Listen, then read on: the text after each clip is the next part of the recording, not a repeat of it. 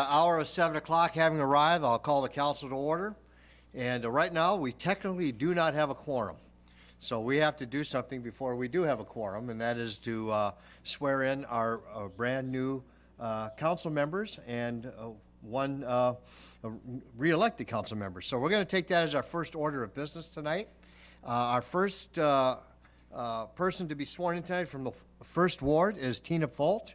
Tina, please come to the podium there and meet with Julie and take the oath of office.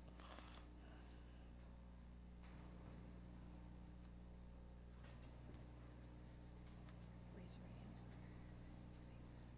your right hand. I, Tina Folch, Do solemnly affirm do solemnly affirm that I will support the Constitution that I will support the Constitution of the United States of America, of the United States of America, the Constitution the Constitution of the State of Minnesota, of the State of Minnesota, and the ordinances and the of ordinances the City of Hastings, of the City of Hastings, and that I will faithfully discharge and that I will faithfully discharge the duties of Ward 1 Council Member the duties of Ward 1 Council Member for the City of Hastings, for the City of Hastings, Counties of Dakota, and Washington, and Washington, and State of Minnesota, according to the best of my ability and understanding. according to the best of my ability and understanding.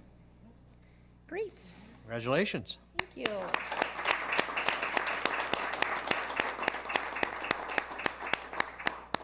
Thanks.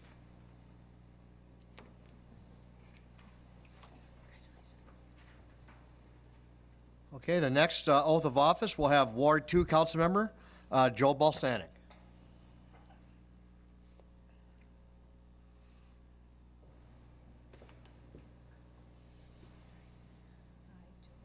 I, Joe Balsanek, I, Joe Balsanek, do solemnly affirm do solemnly affirm that I will support the Constitution that I will support the Constitution of the United States of America, the Constitution the Constitution of the State of Minnesota, of the State of Minnesota, and the ordinances of the City of Hastings, of the City of Hastings, and that I will faithfully discharge that I will faithfully discharge the duties of Ward 2 Council Member the duties of Ward 2 Council Member for the City of Hastings, for the City of Hastings, Counties of Dakota and Washington, the Counties of Dakota and Washington, and State of Minnesota, the State of Minnesota, according to the best of my ability and understanding. according to the best of my ability and understanding. Congratulations.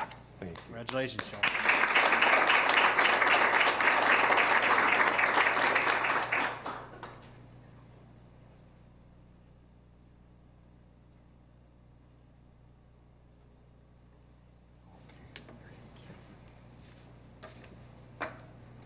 The next oath will be our Ward 3 council member, Lisa Leifeld. Lisa?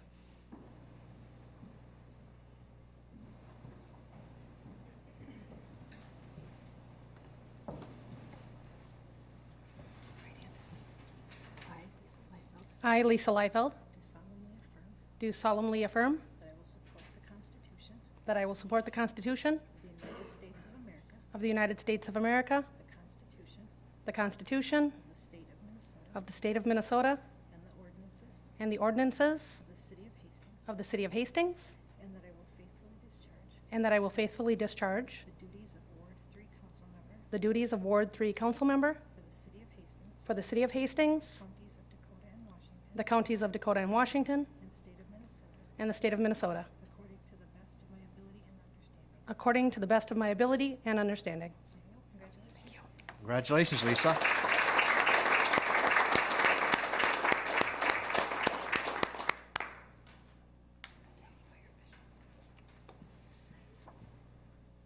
The next one is Ward 4 council member Trevor Lund.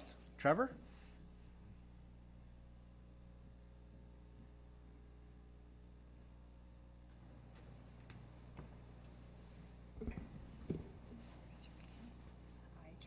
I, Trevor Lund, I, Trevor Lund, do solemnly affirm that I will support the Constitution that I will support the Constitution of the United States of America, of the United States of America, the Constitution the Constitution of the State of Minnesota, of the State of Minnesota, and the ordinances and the ordinances of the City of Hastings, of the City of Hastings, and that I will faithfully discharge and that I will faithfully discharge the duties of Ward 4 Council Member the duties of Ward 4 Council Member for the City of Hastings, for the City of Hastings, Counties of Dakota and Washington, Counties of Dakota and Washington, and State of Minnesota, and state of Minnesota, according to the best of my ability and understanding. according to the best of my ability and understanding. Congratulations. Congratulations, Trevor.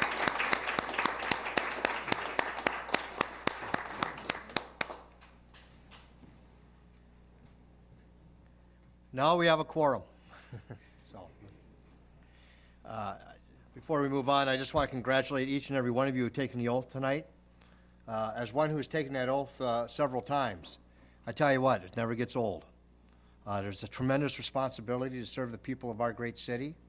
As many of you know, we have a great tradition here upon this council. We have good debates, but also debates that are within the realm of understanding of each other and understanding the passions that we all have for our great city, but also knowing that we need to get things done and that we work together and build consensus for the people of our great city. And I'm so pleased that tonight that we have talented folks to continue that tradition. And so I want to thank each and every one of you for your service, what you are going to provide for the people of the city. It's greatly appreciated, and we welcome your time and your talents. Each of you bring a wonderful perspective to this council. I had a chance to meet with each one of you before tonight and after your election, and I just think you're going to work out tremendously well. And I think that the people are going to be very, very proud of your service. So thank you. Okay. Therefore, the roll has been taken and all council members are present, and a quorum has been established. We have before us the minutes of the regular city council meeting of December 19th, 2016. Council, is there any additions or corrections to the minutes of that meeting? Seeing none, they stand approved. Council items to be considered. Any additional council items to be considered? Seeing none, consent agenda. Council, what's your wish? Councilmember Balsanek makes a motion to approve, seconded by Councilmember Leifeld. That motion is now before the body. Is there any discussion to that motion? Seeing none, all those in favor of that motion say aye. Aye. Those opposed, nay. The motion prevails. Next, we'll go to awarding of contracts at public hearing. Tonight, we have a public hearing in regards to Chapter 91, city dog licenses. And Dan, you're going to take that for us tonight? I'd be glad to, Your Honor. Thank you. Your Honor, in City Council, you're asked tonight to hold a public hearing and complete a second reading on a proposed ordinance amendment to Chapter 91 that would basically establish a lifetime license period for dog licenses. Licenses are currently issued now on a 2-year period, and staff believes that it'd be appropriate to allow for a lifetime license for dogs. The fee for the license was previously approved in the fee schedule at a prior meeting, and the first reading was performed at the prior meeting. So I can stand for any questions. If not, I'd ask that the mayor that you hold a public hearing. Okay, I'm going to open the public hearing first, see if there's any comment. Okay. We have a public hearing that's now open. Is there anyone who wishes to speak to the dog license? Lifetime dog license to the dog, not the owner. Okay. Okay. Seeing none, I will close the public hearing. Council will bring this now before us. Councilmember Leifeld. So, having sat in on the last number of meetings, I'm aware of this before us for the lifetime. Recently, very recently, this evening in fact, it was brought to me by one of my good friends and a constituent here in Hastings who's an avid, loving dog owner. My question would be, and my concern is, where's the responsibility for the owner, for the city, to make sure that the dogs are being vaccinated? Rabies vaccinations are 3 years, and the dog license at 2 years. We can, we're provided, I'm a dog owner as well, we're provided to the city or to whatever community those vaccinations. I would be concerned once you've got your licensing, what are we doing to make sure that these dogs are being vaccinated? Okay, Counselor, can you address that issue? Your Honor and Council, the ordinance amendment does provide that the responsibility for keeping the dog inoculated against rabies for the entire term of the license, which would be the lifetime of the dog, is placed on the dog owner, but I would acknowledge there is not a process with this ordinance to ensure that that happens. I would expect that if there is an incident, then there would be an investigation into the rabies inoculation, and it would be determined if that's in violation, but there would not be an ongoing annual or periodic verification that the rabies has been kept up to date. Okay, Councilmember Leifeld. Would the city of Hastings then have any liability having issued a license for the lifetime of the dog if the dog is not inoculated? Counselor? Your Honor, I don't see that being a area of great concern. I suppose it is possible that there could be a claim if someone was bitten by a dog that is licensed, but the primary responsibility will be on the owner of the animal, who is clearly said to have the responsibility for keeping the inoculation under the ordinance. So I think there's always a potential for liability, but I would not say it would be a great liability. Okay. Council, further discussion? Further discussion. Councilmember Folch. I had a question in regards to, oh, thank you, Mark. I had a question in regards to the amount of the fee for the lifetime dog license. And so if the animal had been neutered or spayed, it had a less fee. And I was just wondering, what was the justification for that? I mean, obviously, I get that it's supposed to be an incentive to have your animal spayed or neutered. However, there was about a $15 difference, and I was just wondering, is there some research behind that, or what was the justification? Because it just, to me, it seemed a little odd. Melanie? Your Honor and Counsel, I think, Councilmember Folch, I think historically we've had a differential for spayed and neutered for that very reason. It's just as an incentive. So we held that over with the lifetime license as well. And that was the fee that was approved by the council at the last council meeting. So there's really no research or reason, spayed or neutered dogs don't really cause more of a problem within the city. And the reason I ask is because, folks in the past that I've known that have had animals that weren't spayed or neutered, they didn't do it because of the cost factor that was involved of that animal. And so, so I just wonder why further penalize people who couldn't afford to have the animal spayed or neutered to begin with, and if they're going through at least the due diligence of having their animal licensed with the city, and really isn't that the purpose, so that we have an accounting of dogs that are within the within our city limits. I don't know. It just seems to me it doesn't make a whole lot of sense. Just from my perspective, at one time, I think one of the things is, I think folks were thinking that it's good public policy to have spayed neutered pets because, Right. We don't want feral cats and we don't want, an increase in, pets that are expanded. So I think that that's why the fee, I don't think it's, in the lifetime fee, what's the difference on that? I don't have it in front of me, but. I don't have it also, I think. But we passed it at the last meeting, but. I think it was like It's just an $15. incentive to say, hey, this might be good public policy to have it, but we're not going to require you to do it, so you can pay a fee that doesn't, in fact, make you do it. Councilmember Balsanek? Thank you, Your Honor. My research found that there are many other cities that do the same thing in terms of one fee for spayed neutered and another fee for not having that procedure done. So I think we kind of fall in line with that, around the area. So I'm comfortable with the distinction in the fees. Thank you. Okay, Council, I'll seek Councilmember Leifeld. Your Honor, would there be a fee to get additional tags? My dog lost his tags this past weekend. So over the course of my dog's lifetime, I'm probably going to need them a few times. Will there be a fee to replace the tags, or how will that work? Melanie? Your Honor and Counsel, I think there's a nominal fee I think so, yeah. Nominal fee for replacement. for replacement, yeah. Okay, I'll seek a motion. Is there, Councilmember Brox makes a motion to approve. Is there a second to that motion? Second by Councilmember Vaughn. This motion is now before the body. Additional discussion. Is there any further discussion to the motion? Seeing none, all those in favor of the motion say aye. Aye. Aye. Those opposed, nay. One nay. The motion prevails. Next is we have comments from the audience. That was our only subject matter tonight, comments from the audience. Is there anyone here who would like to speak to the council? Please, sir, come to the podium. Give us your name and address.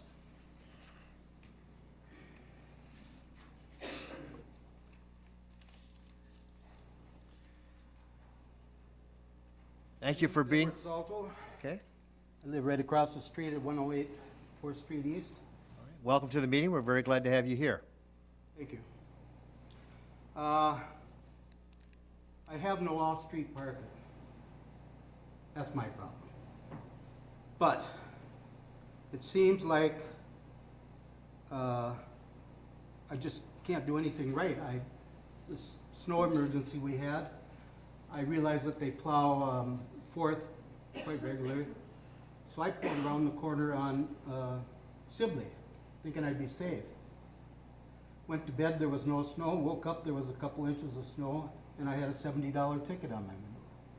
My question is, don't you have north or south parking or east or west parking? Is there nowhere that a person can park without getting a snowbird ticket if it snows in the middle of the night?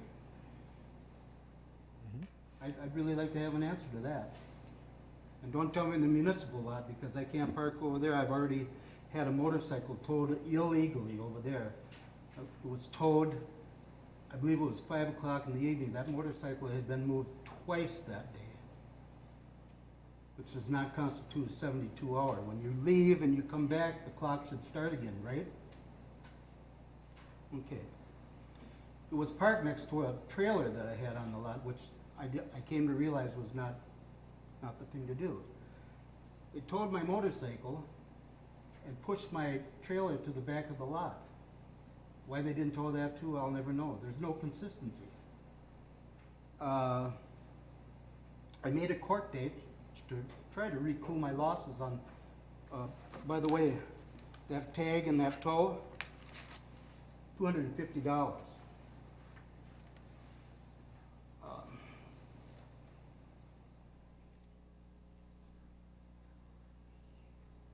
I made a court date so that I could try to recoup my losses.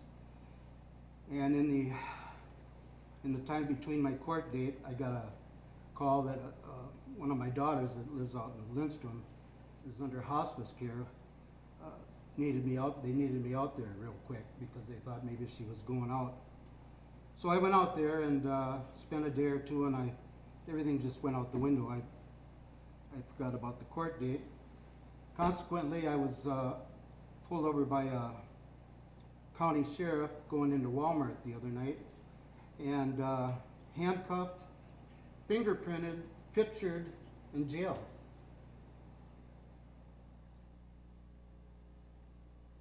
I just don't know how I can be in contempt of court when it's myself that got myself to go to court. I mean, I was the one that asked for the court date. But that's the way it went.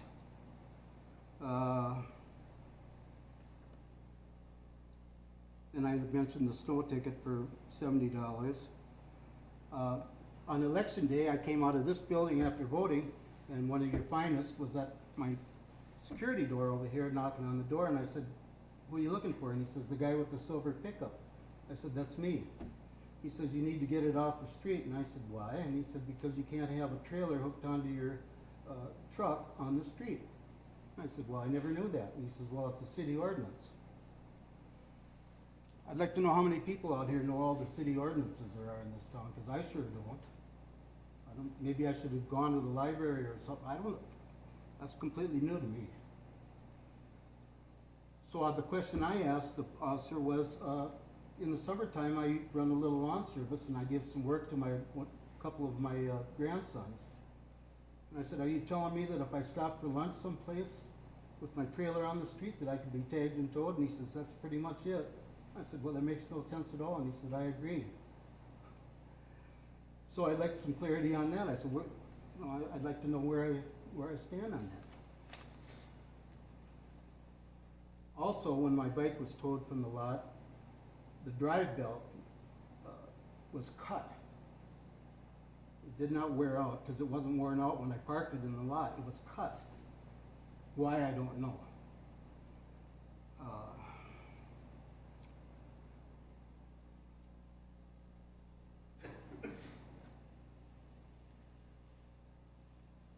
The officer that pointed out that I couldn't park on the street with the trailer told me that his lieutenant had an agenda, a personal agenda, with my truck and my trailer. Made me feel important for a moment. until I figured out it wasn't to my best interest. But he was upset that I would park my trailer and my truck on the street, and he wanted it taken care of. And the officer gave me 2 hours to get out of town. Well, get my stuff out of there anyway. So I had to go. I don't have a lot of friends in town because I have not been here that long. So I had to go and hustle up a place to put my trailer before it got dragged off to the impound lot. I found a guy that would do it for 20 bucks, so I was covered there for a few days. And when I asked the officer how, about this rule, isn't there some amount of time that I could park on the street? And he said he didn't know. My question is, if a police officer doesn't know the ordinance, how the devil am I supposed to know what they all are? He should know them before I do, right? Doesn't that make sense?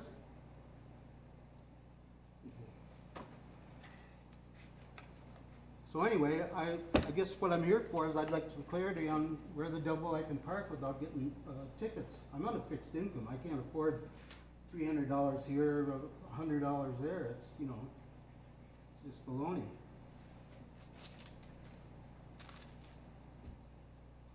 Okay, well, Mr. Soto, thank you for your testimony.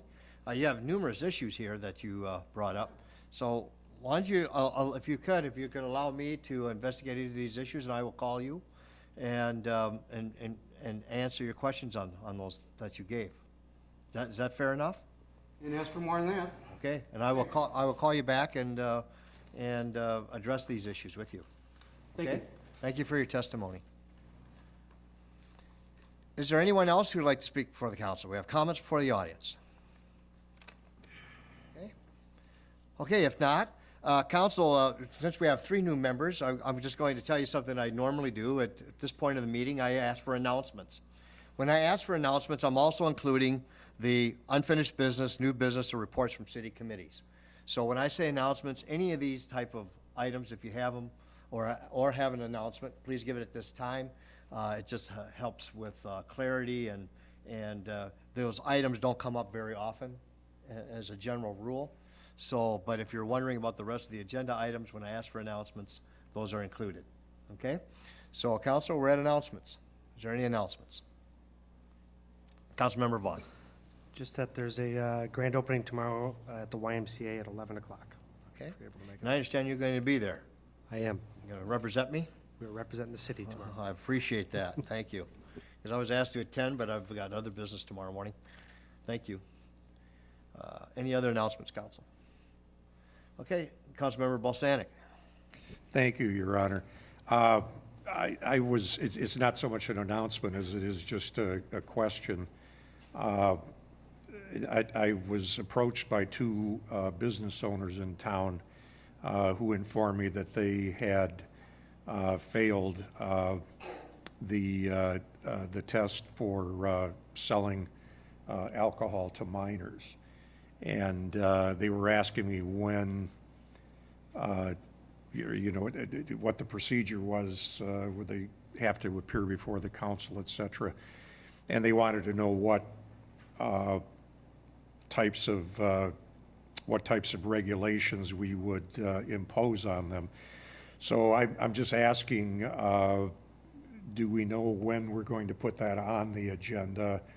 And could you, Melanie, provide us with a list of what our options are prior to the meeting so we know what kinds of things we can deal with regarding these businesses? Thank you, Your Honor and Council. Yeah, a letter should have gone out to the licensees. I think we had 4 failures last week, so those letters should have gone out. If not last week, then I would expect this week. And they're, depending on whether they are a best practices business or not, there's a tiered penalty structure for that. So I would be happy to send that out to you so you can see what that looks like. Okay, thank you, Councilmember. Is there any other announcements? Okay. I have a few announcements. The Planning Commission will be meeting a week from tonight on Monday, January 9th at 7 p.m. here at City Hall. We have some positions open on Planning Commission, so if there's anyone here who would like to apply for that, that would be great. Feel free to do so. We have the Parks and Recreations Commission that will be meeting at 6 p.m. on Tuesday, January 10th at City Hall. They also have a few openings as well. And as I read this, I just want to keep our thoughts and prayers to the Bengali family. Many of you might have heard that Scott Bengali, who was a member of this commission, had passed away in the past week. So our thoughts and prayers are with his family. HEDRA's next meeting is scheduled for Thursday, January 12th at 6:30 here at City Hall. Our new HEDRA commissioners from the City Council are present here tonight. Councilmember Joe Balsanek and Councilmember Mark Vaughn will be representing now the city on the HEDRA board. The city offices will be closed on Monday, January 16th in observance of Martin Luther King Day. And therefore, our next city council meeting will be scheduled for Tuesday, January 17th at 7 p.m. The HPC will also be meeting that night in the volunteer room that evening. Council, I have no other issues before us. A motion to adjourn is in order. Councilmember Vaughn makes that motion to adjourn, seconded by Councilmember Lund. We have that motion before us. That is a non-debatable motion. So therefore, all those in favor of that motion say aye. Aye. Those opposed, nay. The motion prevails, and we are adjourned. Thank you. Good job, Council.